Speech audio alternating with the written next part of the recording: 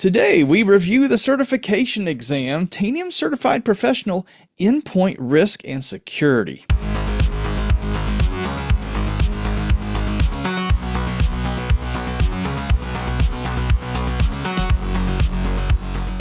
Welcome back to Tanium Tech Talks. I'm your host, Ashley McGlone. I think you know that already. I say that every time. But yes, welcome back to the show. And welcome to this segment of the Tanium Certification Series. This is our capstone in this initial recording of certification videos because today we're covering some of the most popular use cases and modules of Tanium in the risk, security, and compliance areas.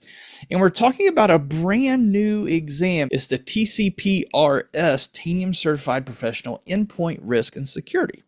Now, just like all the other exams in this series, I've invited one of our specialists who helped author the exam questions to give you an inside look at what's covered and to help us prepare for this exam. So with that said, help me welcome Jesh to the show for the first time. Tell us a little bit about yourself. Hi, Ashley. Lovely to be here. My name is Jesh Sachs, and I'm a technical account manager at Tanium.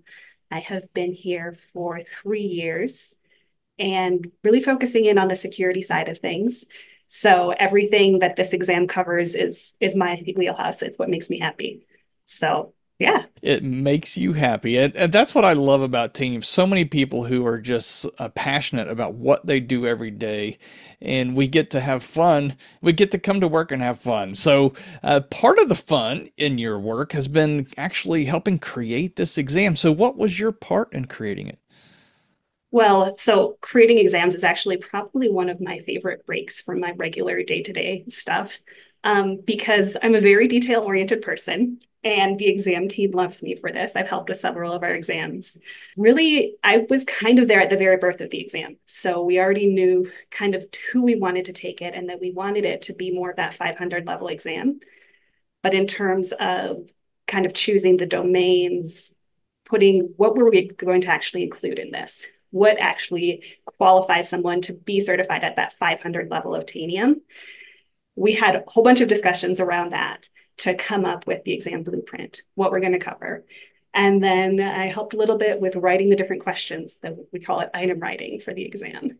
Item writing. That's interesting. There's a whole world of things I'm clearly not aware of here when it comes to certifications and exams. I mean, I wasn't aware, like Stephanie's explained to us on some of the other videos about, how really specific there's legal guidelines and things we have to be.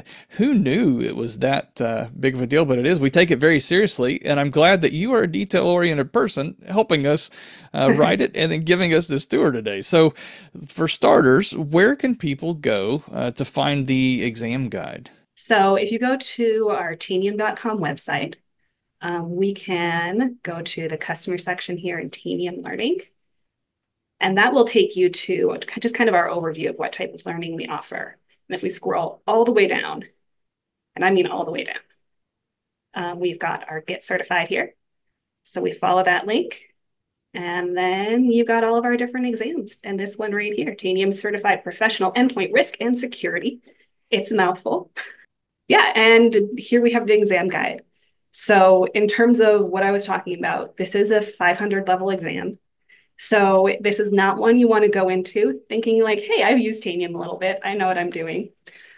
We had goodness, over a dozen people involved in the writing of this, and all of them were subject matter experts in their different areas. So some of these things, as we're going into this, are things that I might not even have known initially, and another subject matter expert helped me learn. So this is definitely one that you're going to want to prep for, no matter how long you've used Tanium. Our general candidate here, who we think this test would be really good for, is going to be someone who has general capability in security, risk, or compliance, one of those domains, at least one, ideally more, in Tanium. And overall, we want you to have at least 2 to 3 years of IT experience. So you're familiar with some of the verbiage in the industry when it comes to compliance scanning, vulnerabilities, CVEs, CVSS scores, that type of thing. Then within like SOC type terminology, what's an alert? What type of intel do we have out there? There's so many different domains that this covers that we really need you to have that IT experience so you can understand some of the verbiage going into this exam. And that's a good clarification because, some people might just do vulnerability management and that's their job. They don't do the daily SOC thing, Security Operations Center. Or maybe you're a SOC analyst and you don't do the compliance side of things. Or some of these other use cases as well, like regulatory compliance with the IM module, for example. So it really does cover a lot of stuff. I'm looking at this list here, 6 different modules. You're right. This is not something just to take lightly. You're really this is a top tier exam. It's going to take some work to get there. And I think that was one of the things as we were going through writing and creating this exam, we definitely understood that it was so broad because people who do vulnerability scanning on the day to day, like you said, aren't necessarily doing intel or alert response or enforcing policies, doing BitLocker encryption, that type of thing in their environment. So that broad knowledge base is really going to help you. That experience will help you. In addition to taking things like our online web-based trainings for these different modules, and honestly, just reviewing the documentation. A lot of the content for all of these modules is really based in some of that capability that you see and that you see highlighted in the documentation. I'm just thinking here. There are multiple Tanium users within a company. This would be a great cohort opportunity to work with your peers and do a little cross training even to understand how they use Tanium, and you can show them how you use Tanium in Sure. these use cases and maybe study together and help each other study for the exam. Yeah. Yes, absolutely. So yeah, and if we scroll down even further, all the way down to our exam blueprint, this is what I was talking about earlier, that we kind of had to spend a lot of time talking about exactly what we wanted this exam to cover.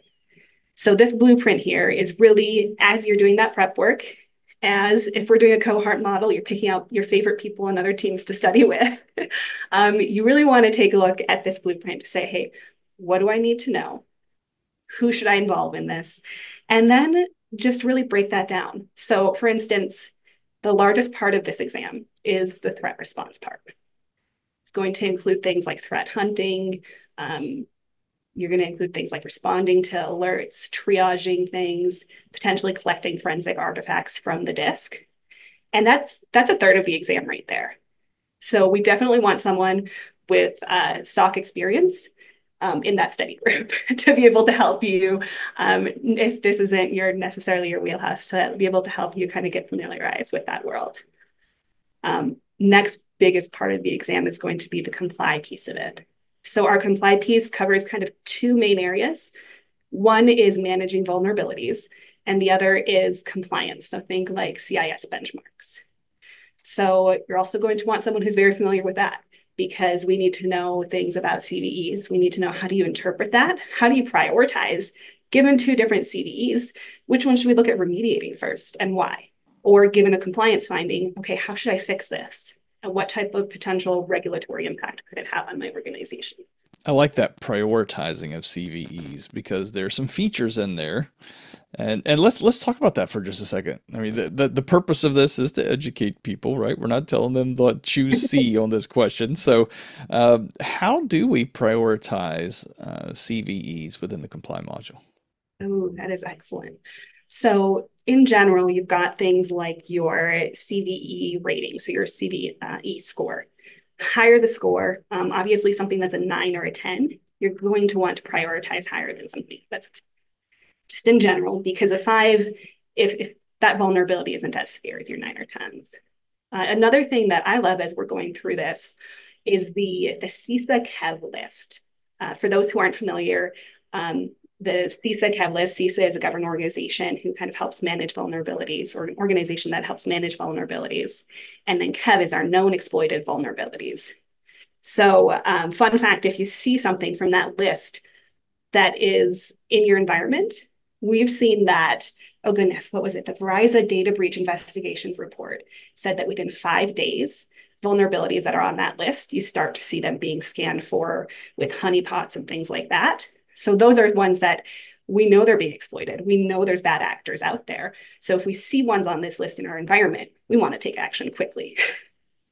That's a really good, I haven't taken this exam, but I can imagine that would be a really good exam question. How do you prioritize? And you've just given us two great ways to do that.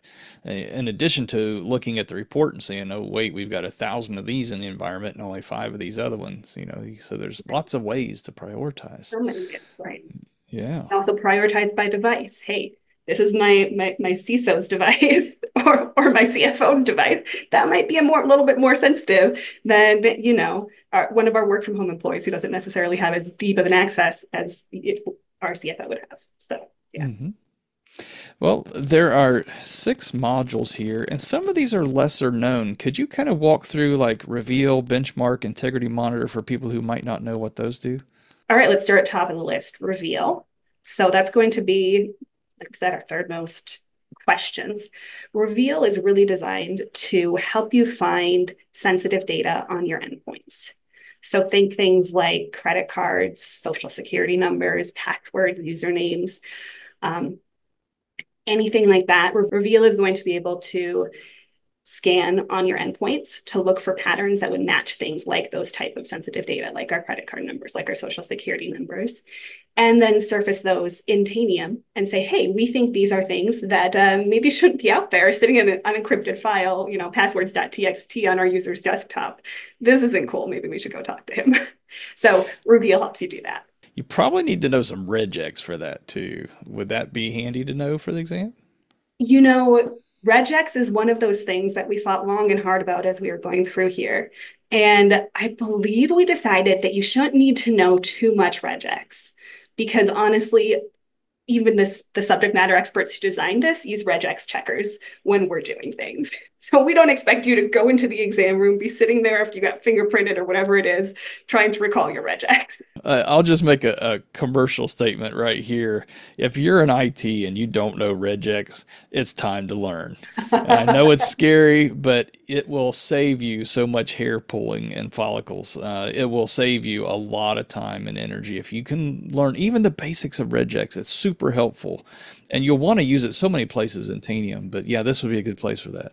All right, and then benchmark. Benchmark is our next one. Benchmark is one of my favorites. First, because it's pretty. I love pretty things.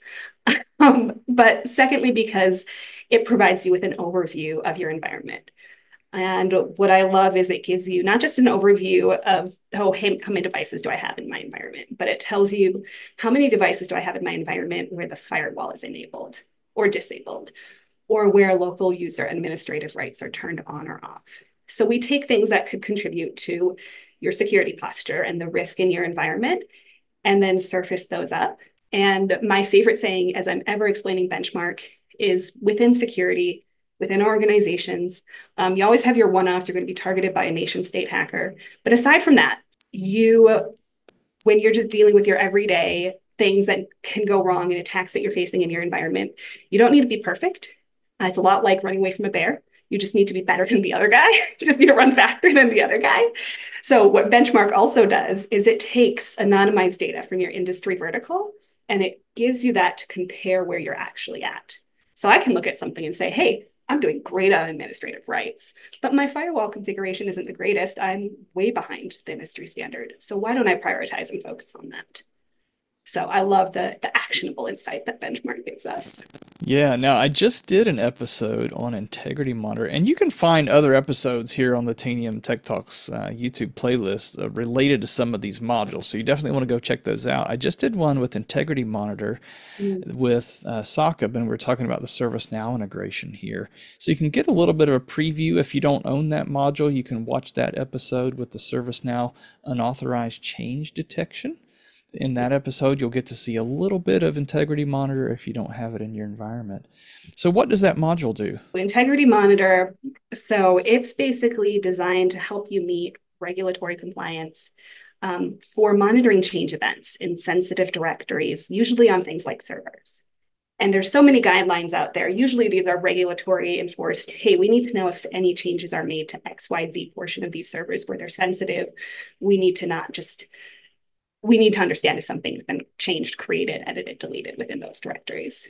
So Integrity Monitor allows you to define the directories that you need to be monitoring that are critical for you with that regulation.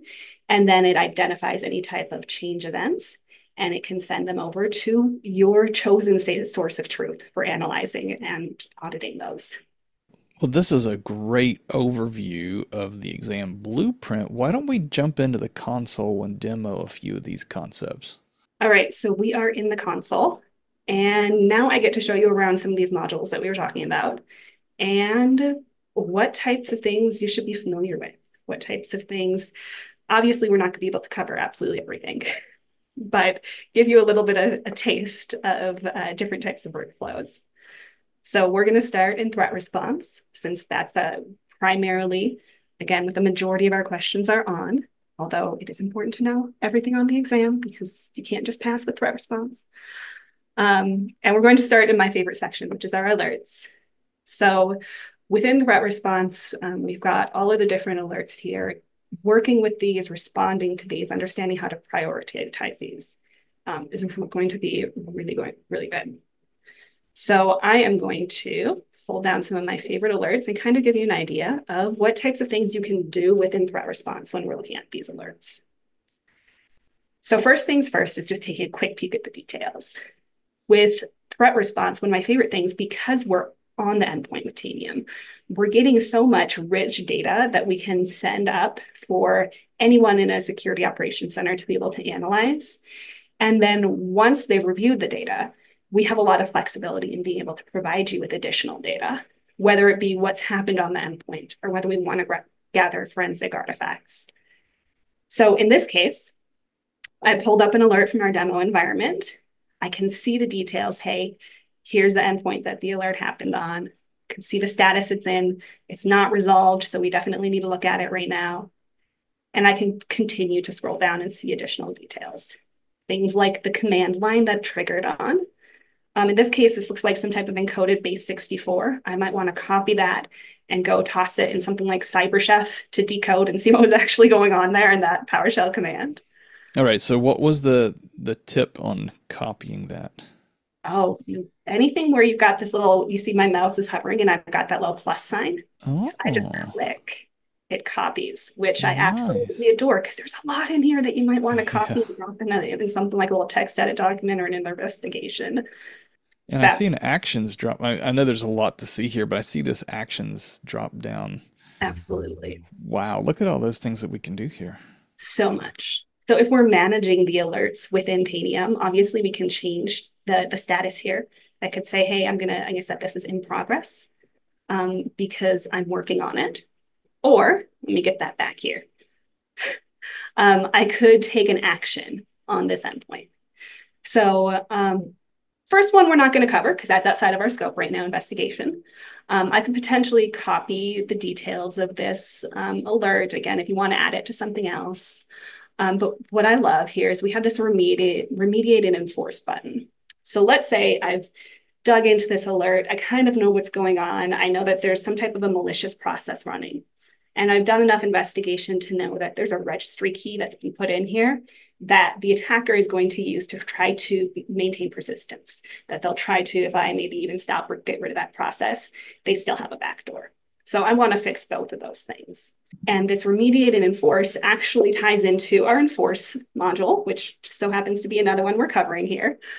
And it allows me to take actions. Now it's pre-populated based on alert data, but I could say, hey, let's kill this process if it has a specific hash that I've seen in the alert.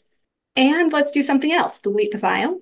Obviously, this would not be a great one because I would be deleting the PowerShell executable. But let's say this is executable. I could even add something in here where maybe I find that registry key that they were using and we tell Enforce to remove this. And what I love about this is once we've come up with our little string of actions for Enforce to take for us to remediate whatever's happened and gone wrong in the environment, I can decide what scope I want that cleanup to happen at. So maybe I do just want to push it out to an individual computer, but maybe I want to say, hey, I don't care who in my environment this is running on. I'm going to design this for my Windows machines. So any of my Windows machines, if I see this hash running, if I see this registry key, let's kill the process, let's delete it, and let's remove that registry key. And I can run this for a day, for a week, for a year if I want to, and then just select remediate here, and that goes out and goes on in the background. My favorite other little tidbit here is Mandiant with their M-Trends report. They release this every year. One of the trends that they're seeing is the amount of rebreaches is pretty high. So we're great at finding things and cleaning something up, but then we're not doing a really good job just as a whole in the industry of actually finding everything that's going on in the environment and cleaning up all those backdoors that attackers are leaving in there. So once somewhere is breached, they're able to re-breach it again using those artifacts. So things like Wow, that's a big tip right there. I'm like, I've not heard that one yet. It makes sense that if you leave the door open and you chase the raccoons out of the barn, right? But if you leave the door open, they're going to come back. So, yeah, then just leave those things running in the environment over time. I could see how that'd be really handy. yeah. So this is incredibly powerful. We do our due diligence. We get some data and then we say, let's remediate everywhere. Other fun thing that I'll touch on here is called live response. So live response helps you way before we're remediating it. We're going to rewind a little bit when we're doing that forensic investigation. I may want to get data from that endpoint. And we have several pre-configured collections that are going out there and doing things like grabbing like your host file, your shimcache, your prefetch, your browser extensions or browser history, live memory dumps, different things that could be very useful for a forensic investigation. We have those pre-programmed here where you can just say, hey, I would like to get, let's say, a memory collection from this machine. I want to drop it in, my S3 bucket, or potentially even send it straight to a forensic server to do analysis on that memory. And I can select this run action. What I love about this is even if that endpoint is offline, the next time it connects, even if it's at Starbucks Wi-Fi, that action is going to run and it's going to send things off. So absolutely love this. Very nice. So those are some really nice top tier functions. Obviously, there's so much more connecting directly to an endpoint, getting that 3D view of the process map. You want to be familiar with all these things.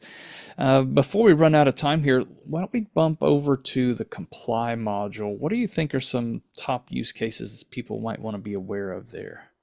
For sure.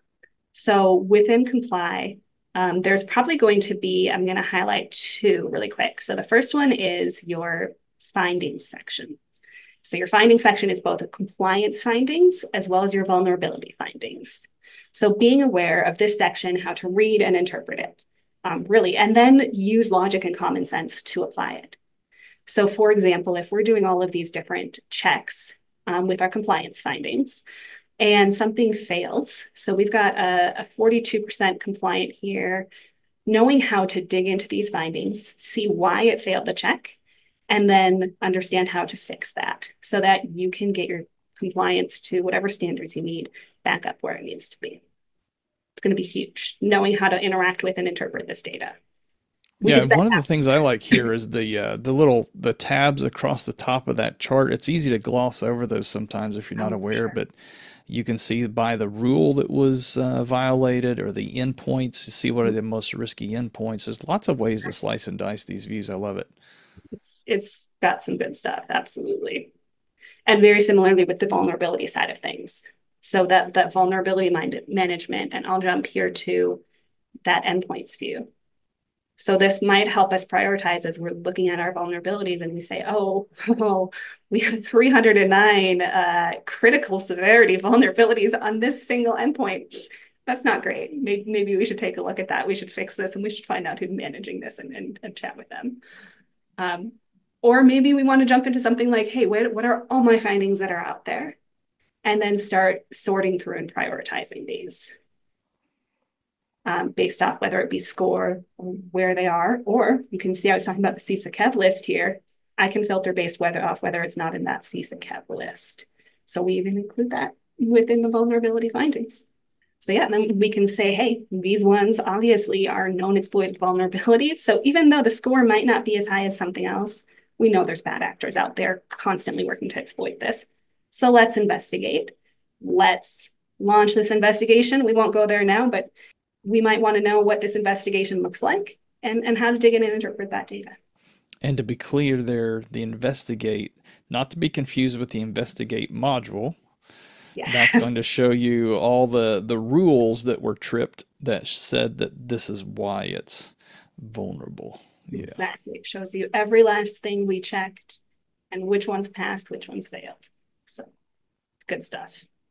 All right. And then the final one that I'll give you a quick peek at, because I mentioned this one's my favorite, is benchmark. Um, all right. So with benchmark, you can see here that we've got all of these absolutely beautiful little graphs at the very beginning. And you can see what I was talking about. Compliance with endpoints with critical severity vulnerabilities. Unfortunately, my demo environment, we like to keep it dirty. So it's not doing so well here.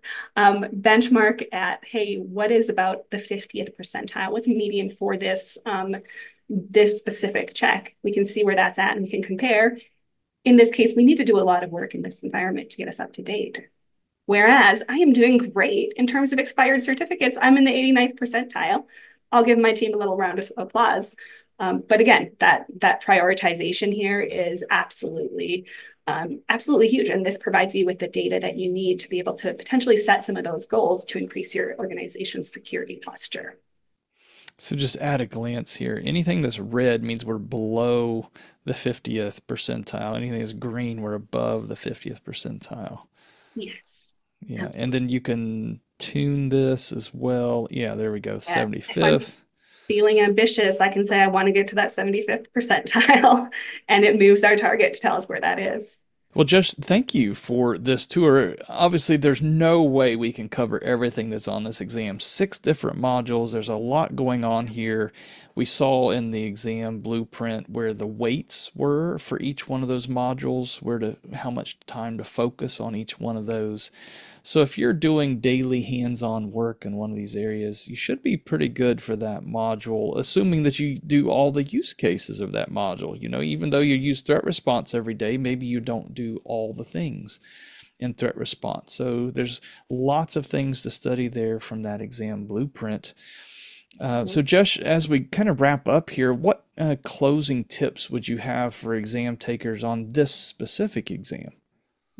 So for this specific exam, I think the first thing is understand if you look at this and say that's really broad, we understand that too. It is very broad. We're really wanting to ensure that the people who are taking this exam are familiar not only with Tanium but with the industry. So brush up. If you're not familiar with any of these different security risk verticals, brush up on some of that terminology. And then, kind of to the point that you were saying here, look at how these are weighted and maybe spend some time focusing if you work in a security operations center, if you do a lot of the things that are in our threat response use cases, maybe spend some time looking at our compliance section. We have some really great web-based trainings for all of these, as well as our documentation page. So those are both really amazing resources just to start flipping through. Um, and if you're like me, I have a little browser extension that reads me the web page while I'm working on something really mundane, and I learn really well that way. So Multitasking for the win. exactly. Well, Jesh, thank you so much for these tips and this overview of the Tanium Certified Professional Endpoint Risk and Security. Yes, like you said, that's a mouthful. And it's one of our newest exams coming to a test center near you and also coming to the CONVERGE exam test area this fall. So be sure to join us this November if you can in Orlando, Florida, where you can take these exams for a discount.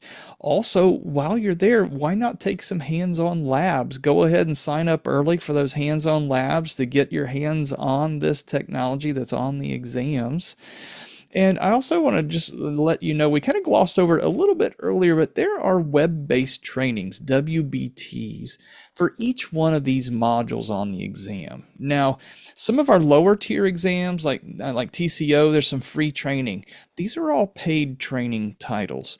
So there's a working with Tanium X, okay, working with Tanium Comply, working with Tanium Reveal. There's a training class for each one of these modules. I highly recommend those.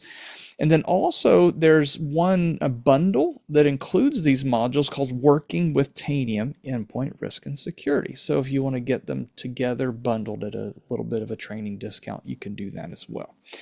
So, as always, there are links in the show notes below because on this show we talk about Tanium all the time, and there are a lot of topics in this exam blueprint that we've covered here on the show. So, I'm going to put some of those show episodes down in the links below. So, thank you for joining us here for the Tanium certification series on Tanium Tech Talks. And until next time, go Tanium.